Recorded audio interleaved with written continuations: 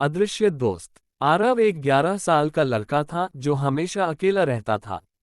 उसके कोई खास दोस्त नहीं थे और वह स्कूल के बाद ज्यादातर समय अपने कमरे में बिताता। वह अपने माता पिता से भी ज्यादा बात नहीं करता था और बस किताबें पढ़ता या वीडियो गेम खेलता। उसकी माँ उसे हमेशा समझाती कि उसे दोस्तों के साथ समय बिताना चाहिए, लेकिन वह किसी से घुल मिल नहीं पाता था। उसे लगता था कि लोग उसे पसंद नहीं करते, इसलिए उसने अकेले रहने की आदत बना ली थी। एक दिन जब वह अपने कमरे में बैठा था तो उसे किसी ने पुकारा। आरव। वह चौंक गया। कमरे में कोई नहीं था, लेकिन उसे महसूस हुआ कि कोई उसके पास मौजूद है। थोड़ी देर बाद उसे एक हल्की सी आवाज सुनाई दी, डरो मत, मैं तुम्हारा दोस्त हूँ। आरव पहले तो घबरा गया, लेकिन जब उस अदृश्य दोस्त ने उससे हंसकर बातें करनी शुरू की तो उसे अच्छा लगने लगा। अब आरव को अकेलापन महसूस नहीं होता था।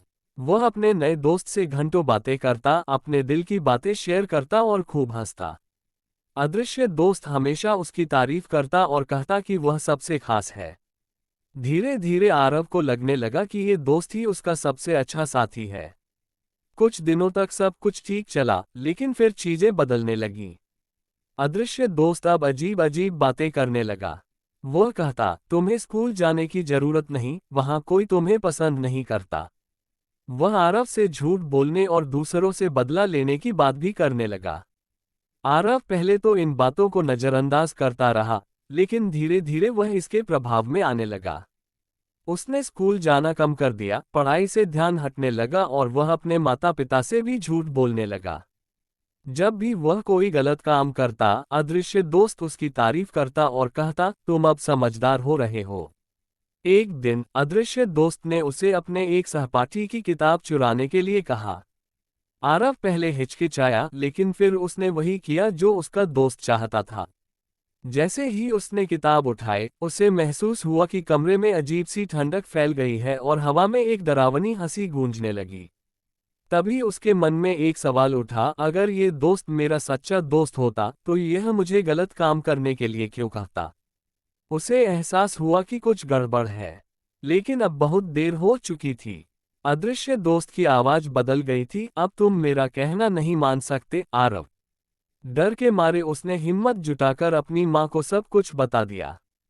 उसकी माँ ने ध्यान से सुना और उसे समझाया कि गलत संगति हमेशा नुकसान पहुंचाती है। उन्होंने कहा कि जब हम गलत रास्ते पर जाते हैं तो हम अपने असली दोस्तों और परिवार से दूर हो जाते हैं। उस रात आरव अपने कमरे में बैठा और अदृश्य दोस्त को जवाब दिया, अब मैं तुम्हारी बात नहीं मानूंगा। मुझे तुम्हारी जरूरत नहीं है। ये कहते ही कमरे की सारी अजीब हरकतें रुक गईं। खिड़कियां बंद हो गईं, हवा शांत हो गई और अदृश्य दोस्त की आवाज हमेशा के लिए गायब हो गई। अगले दिन आरव ने स्कूल जाकर अपने पुराने दोस्तों से माफी मांगी और फिर से उनके साथ खेलने और पढ़ाई करने लगा। अब वह अकेलापन महसूस नहीं करता था, क्योंकि उसे समझ आ गया था कि सच्चे दोस्त वही होते हैं जो हमें अच्छे रास्ते पर ले जाएं, न कि गलत राह पर। शिक्षा। ये कहानी हमें सिखाती है कि हमें अपने दोस्तों को बहुत सोच समझकर चुनना चाहिए। अगर कोई हमें गलत रास्ते पर ले जाने की कोशिश करे तो हमें उसकी बात नहीं माननी चाहिए और अपने माता पिता या टीचर से बात करनी चाहिए। बुरी संगति हमें नुकसान पहुंचा सकती है, लेकिन सच्चे दोस्त हमेशा हमारा भला ही चाहते हैं।